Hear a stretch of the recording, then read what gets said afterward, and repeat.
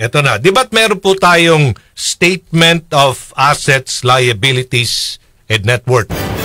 Ito'y maganda. Maganda itong mungkahi ngayon ni by Congressman Erwin Tulfo, ACT-CIS Party List. Dahil agnais niya talaga dapat ideklara na ng lahat ng opisyal ng gobyerno, appointed man o elected, lahat ng kayamanan nila, lahat ng mga negosyo ng kanyang pamilya para maging transparent ang kanilang pagsiservisyo sa pamalan at mga Pilipino. May buntag, Kong? May buntag by Aljo, oo. Yeah. Tama ba? Oo. Thank you for calling. Sakto to. Dugangan ko lang na. Sige. Kasi okay. Parang yung messaging ko hindi masyado na gets ng ilang mga kasamahan natin sa media. Mm-hmm. Ang gusto natin mangyari na i-open ang SALN sa public.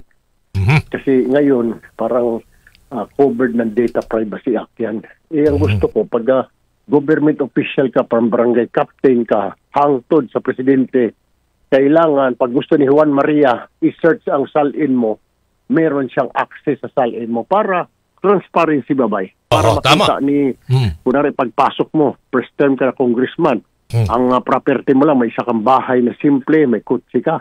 Dapat, every year, pag-check niya after 1 year, ganun pa rin, hanggang pag-agawas mo after congressman na 3 years, dapat ganun pa rin. Ngayon, kung may dinagdag ka doon, dapat may explanation doon saan galing yung biglang lumaki yung bahay mo, lumipat ka na sa Forbes Park, bigla ka na nagkaroon ng Mercedes-Benz, i-explain mo. Yun yung punto ko doon. So, kasi ngayon, kasi ngayon, may SALN na sa SALN, naka-state na yung gano'n sa SALN. Paano niya ma-access yan? Online? Pwede? Online? Pwede, dapat yun. Online, dapat, gagaya yung sinasabi ni Senator Ping Lacson, yung bank secrecy, pag government official ka, dapat exempted ka na doon. Hindi, wala ka ng bank secrecy. Pero din itong SALN, pag tumakbo kang official, dapat ready ka na busisiin ng mga taong bayan yung iyong kayamanan para transparent ba. Kasi kung wala ka naman tinatago, bakit ka matakot by Aljo? Tama.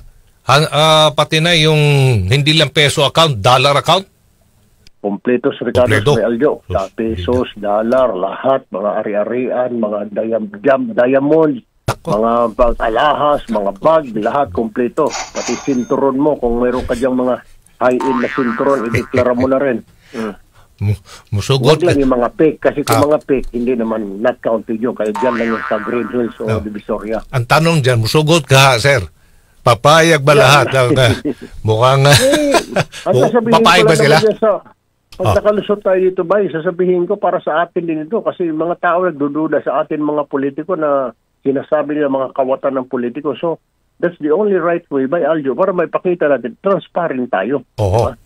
Bakit? Yung ordinaryong tao lang bang pwede imbestigahan? Dapat, pati matataas na opisyal, dapat maimbestigahan din by Aljo. Oo. So kung hindi may paliwanag ng isang public official kung saan ang galing ang pagdami ng pera, red flag na yun. Red flag. Kaso sa ombudsman. Oo. Kaso ka sa ombudsman. Ayun. Mabigat na kaparusahan ito.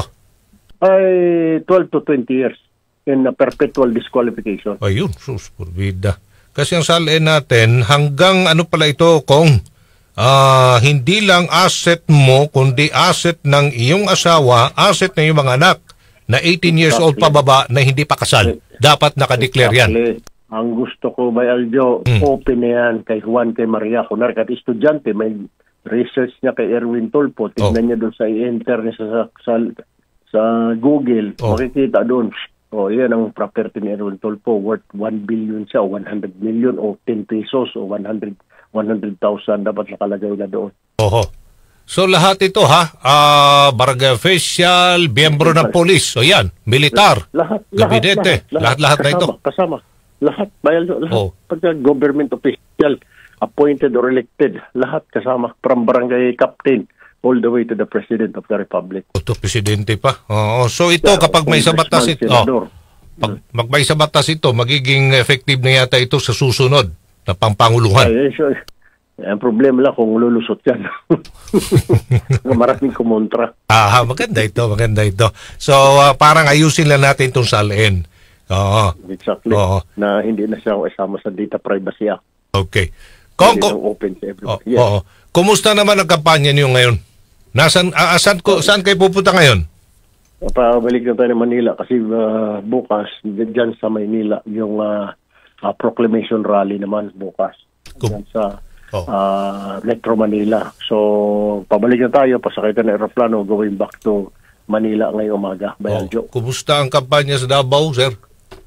Okay naman. Nung pagbaba ko ng airport, nag-motorcade na tayo simula Davao City hanggang Carmen.